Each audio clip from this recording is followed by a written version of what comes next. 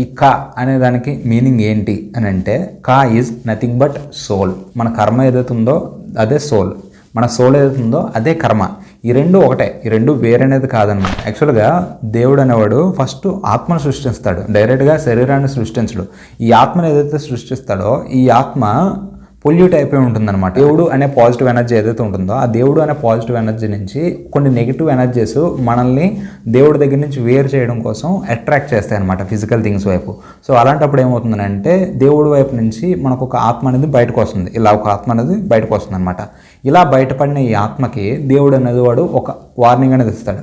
యాక్చువల్గా నువ్వు నా దగ్గర నుంచి నువ్వు బయటకు వెళ్ళిపోయావు, బట్ నీకు కావాల్సిన ఎక్స్పీరియన్స్ నువ్వు ఏదైతే దేనివైపు అయితే నువ్వు మొగ్గు చూపుతున్నావో అది అవాస్తవం. ఆ వాస్తవాన్ని నువ్వు తెలుసుకొని మళ్ళీ నువ్వు వెనక్కి రావాలి. సో నువ్వు కాన్షియస్గా ఉండాలి, నువ్వు నేర్చుకొని రావాలి అని చెప్పినప్పుడు దేవుడి దగ్గర నుంచి బయటకు వచ్చినప్పుడు ఓకే అని చెప్పి ఇది ఒక కండిషన్లో ఉంటుంది. ఈ కండిషన్లో ఉన్నప్పుడు ఈ ఆత్మ ఏం చేస్తుందనంటే డైరెక్ట్గా ఇది కిందకు వెళ్లకుండా ఇది పైనుంచి సాక్షిగా చూస్తూ దీనిలోంచి ఒక స్పెక్ని రిలీజ్ చేస్తుంది అనమాట భూమి మీదకి. ఈ స్పెక్ ఏం చేస్తుందనంటే ఇక్కడ భూమి మీద జన్మ తీసుకుంటుంది, ఒక మనిషి శరీరంలో జన్మ తీసుకుంటుంది.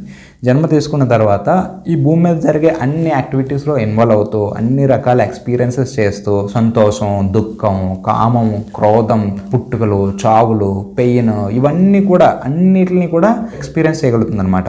ఈ ఎక్స్పీరియన్స్ చేసే ప్రాసెస్లో ఏమవుతుందంటే ఇది చాలా రకాల కర్మల్లో ఇన్వాల్వ్ అవుతుంది. ఇది ఏదైతే కర్మలు చేస్తుందో ఈ కర్మలన్నీ కూడా పైనుంచి ఇది చూస్తూ ఉంటుంది అనమాట. ప్రతి ఒక్కటి కూడా రికార్డ్ చేస్తుంది. మంచి చేస్తే మంచి రికార్డ్ చేస్తుంది, చెడు చేస్తే చెడు రికార్డ్ చేస్తుంది. ఏది ఎందుకు చేస్తుందో ప్రతి ఒక్క యాక్టివిటీని ఎవ్రీ సెకండ్ ఇది రికార్డ్ చేస్తూనే ఉంటుంది. సో ఎప్పుడైతే ఇక్కడిది జన్మ కంప్లీట్ చేసుకొని ఇక్కడికి మళ్ళీ వెళ్ళి ఈ ఆత్మ దగ్గరికి చేరుతుందో అప్పుడు ఈ రెండింటికి మధ్యన ఒక కన్వర్సేషన్ స్టార్ట్ అవుతుంది అనమాట. దట్ కన్వర్సేషన్ ఈజ్ కా మూవీలో ఎదురెదురుగా జరిగిన కన్వర్సేషన్ వాళ్ళిద్దరికి జరిగింది ఏదైతే ఉందో అదనమాట.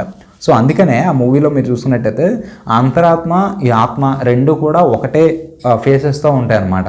ఈ యొక్క ఆత్మలోనే మొత్తం డేటా అంతా కూడా స్టోర్ అయి ఉంటుంది. ఎందుకనంటే ఈ ఆత్మే కర్మ, ఈ కర్మే ఆత్మ. సో మనం తెలుసుకోవాల్సింది అది.